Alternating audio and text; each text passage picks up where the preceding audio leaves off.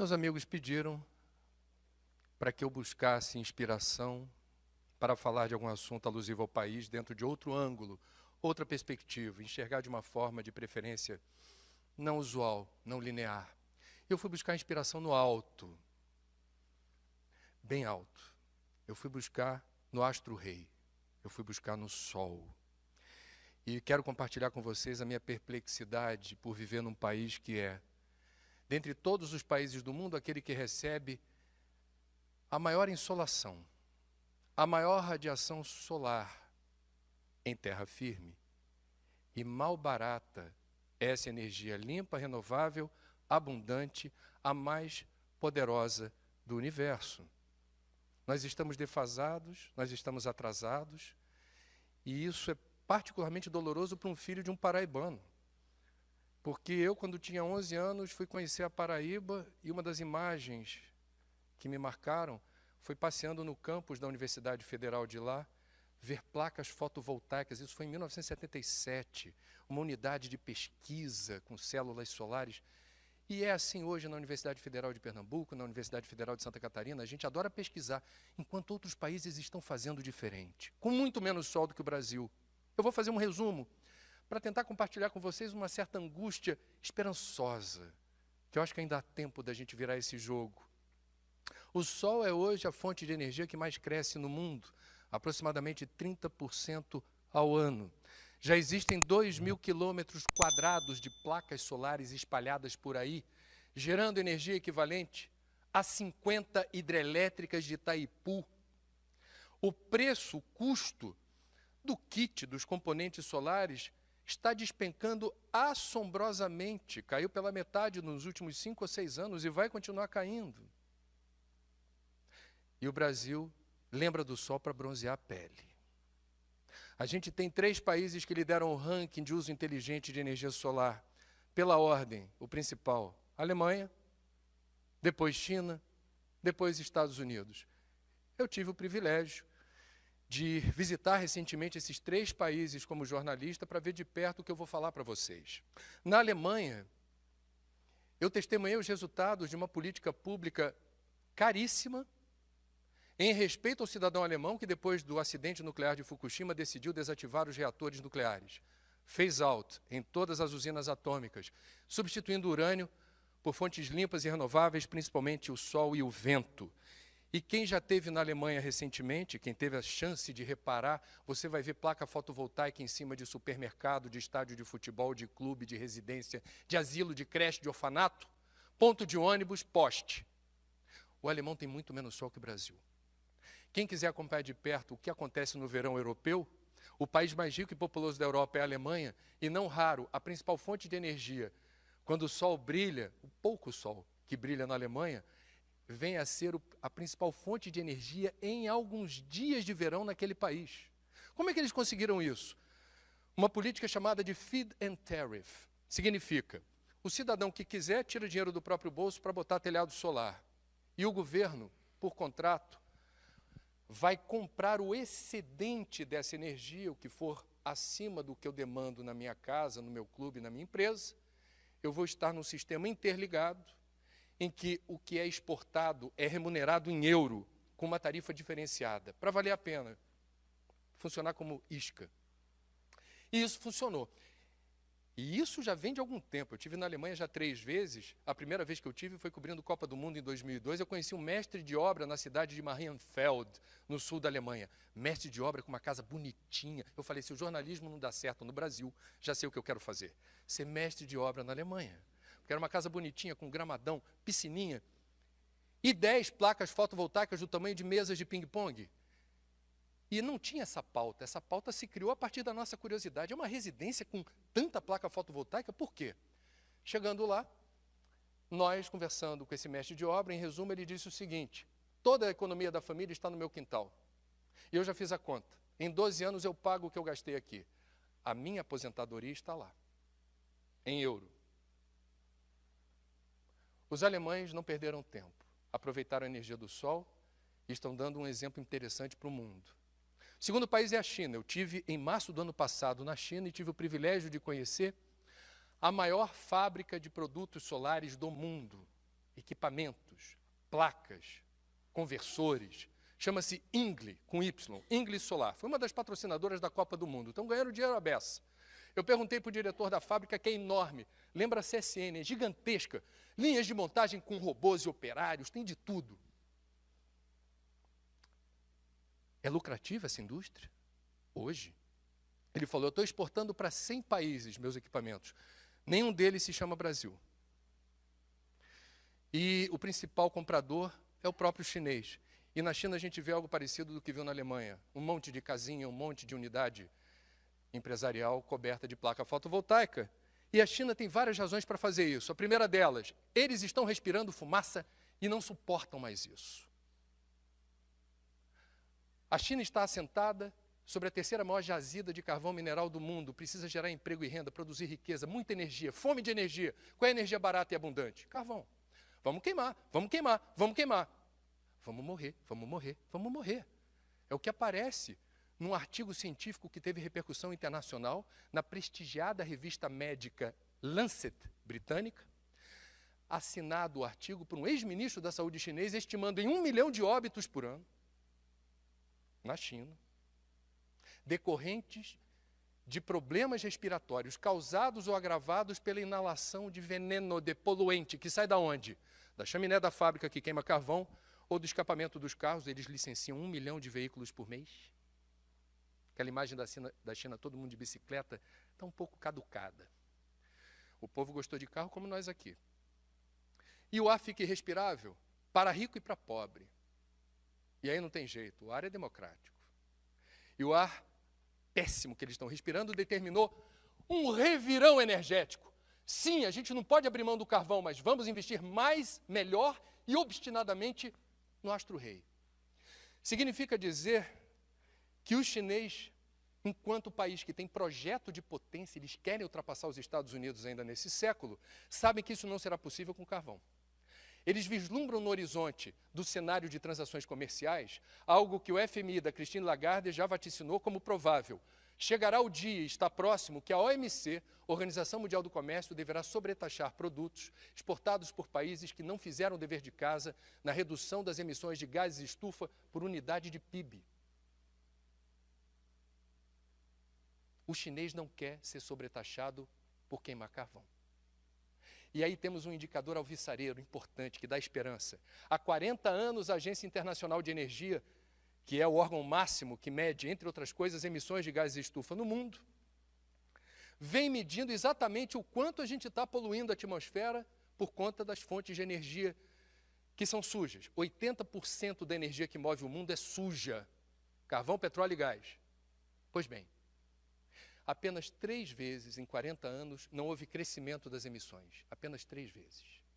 Dessas 3, 2 porque o mundo não cresceu, não houve crescimento econômico, recessão. E uma, ano passado, 2014, o mundo cresceu mais de 3%. Mas as emissões de gases de estufa não. Como explicar isso? Diz o relatório da Agência Internacional de Energia, China. O esforço chinês para conter as emissões apostando principalmente em sol e vento. Eu tive nos Estados Unidos e pude testemunhar os resultados concretos da política de Barack Obama para o setor energético. Os Estados Unidos, em 4 anos do primeiro mandato de Obama, multiplicaram por 7 a área onde há aproveitamento solar para a produção de energia elétrica. Os Estados Unidos, quando estiveram no Brasil, Barack Obama se reunindo com Dilma Rousseff no Brasil, no Teatro Municipal. Obama no Brasil. E o Lula dizendo que Obama se parece com um baiano. E a gente levou Obama para ver etanol, levou Obama para ver biodiesel. E Obama, na agenda bilateral, ponto mais importante da visita, isso não tem 4 anos. O ponto mais importante da agenda era que o Brasil reconhecesse os Estados Unidos como cliente preferencial na venda do petróleo da camada pré-sal. Porque os Estados Unidos não eram autossuficientes em petróleo e compravam petróleo de países hostis aos Estados Unidos, como Venezuela. É melhor com o Brasil. Descobriram o pré-sal, estou dentro. Meus amigos, não sei se vocês sabem, caducou, não faz sentido, o Obama não quer saber de pré-sal. Passaram-se pouco tempo, 4 anos. Obama não está nem aí para o petróleo da camada pré-sal. Ano passado anunciou que está por vir, no intervalo de poucos anos, a tão sonhada autonomia energética dos Estados Unidos, inclusive para não precisar invadir países soberanos como o Iraque, onde eles mataram 100 mil civis. A procura de petróleo na segunda invasão? Autonomia energética. Por quê? Primeiro, por causa do gás do xisto, que é um gás, é uma fonte de energia menos poluente que petróleo, carvão e gás, porém, há impacto sobre o lençol freático. A engenharia não está avançada ainda para livrar o xisto de problemas. E segundo, porque os Estados Unidos abriram a porteira para a solar e eólica. Os Estados Unidos descolaram, a China descolou, a Alemanha descolou do que o Brasil está obsessivamente perseguindo. O Brasil continua sendo um país que aposta todas as fichas na energia certa no século errado. Petróleo foi referência no século XX. Mas o petróleo não será referência em breve no século XXI. Ele será importante, não será referencial nem estratégico. Petróleo é sinônimo de encrenca, porque a queima do petróleo gera gases de efeito estufa e o mundo declarou guerra ao aquecimento global. E o Brasil? O Brasil, em outubro do ano passado, fez o primeiro leilão para a contratação de energia solar pela empresa de pesquisa energética, a EPE. Fez uma concessão. Nem todo mundo no governo achava importante fazer isso, mas a pressão dentro do Brasil é grande para que a gente não fique tão defasado e descolado. Foi surpreendente o deságio. O Brasil estava disposto a pagar, o governo brasileiro, X. Era o preço mínimo. A partir disso aqui, o Brasil compra. Os interessados que se manifestem. O deságio chegou a 18%. Ninguém esperava. 31 projetos solares foram contratados. Saímos do atoleiro, da inércia. Ok, não faz vista lá fora. É o primeiro passo. Vamos ser positivos. Estamos avançando. Devagar, muito atrás dos outros. E aí o que acontece? A Petrobras, num esforço monumental para retirar de suas entranhas o vírus da corrupção, tardiamente divulga seu balanço, contrata um ex-presidente do Banco do Brasil, que não entende nada de petróleo, para fazer uma saneada nas suas finanças, divulga seu novo planejamento estratégico, onde não aparecem 3 letras. S-O-L. A Petrobras não é uma empresa de petróleo, é uma companhia de energia. Assim afirma o seu estatuto. Acertadamente ela se afirma assim, sabendo que o petróleo é um recurso finito. Entretanto, a Petrobras não enxerga o sol, que vocês e eu enxergamos. A Petrobras perdeu metade da sua riqueza no intervalo de 1 ano.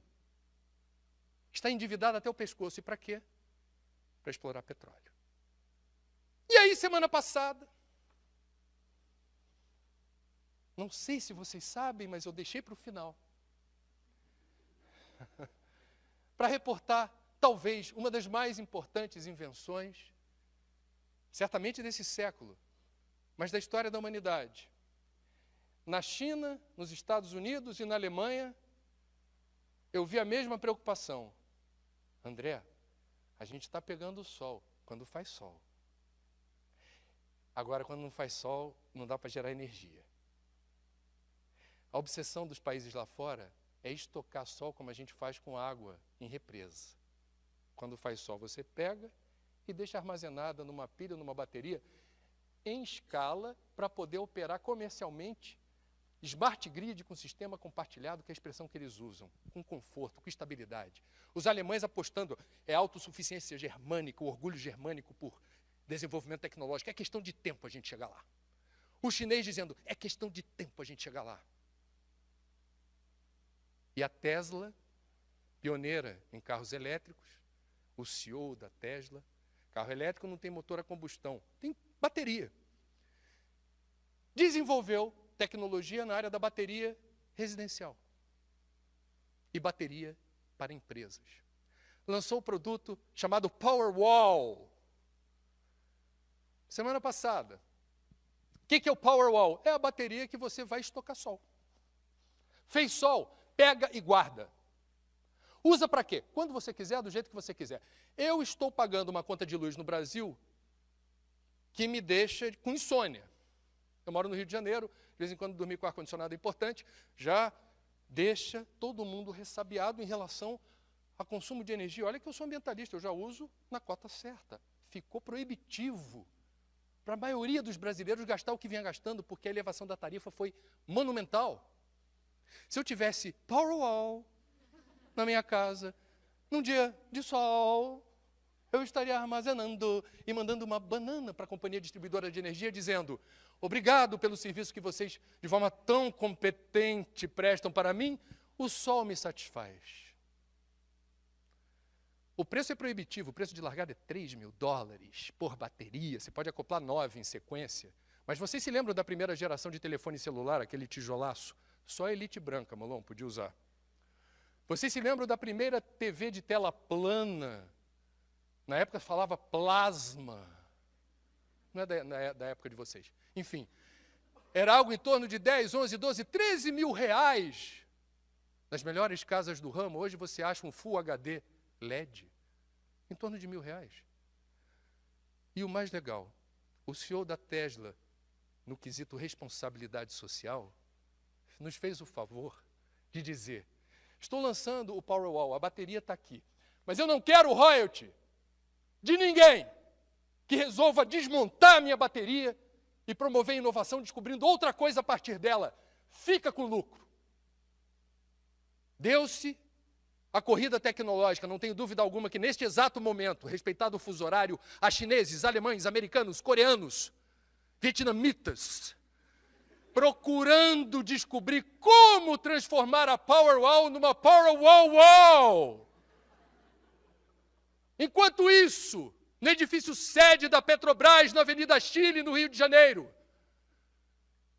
no estado do Brasil, que produz 80% do petróleo, entusiasma a garotada a fazer concurso para trabalhar lá, para ser o cabeça, o gênio do combustível fóssil, o sol serve apenas para bronzear a pele.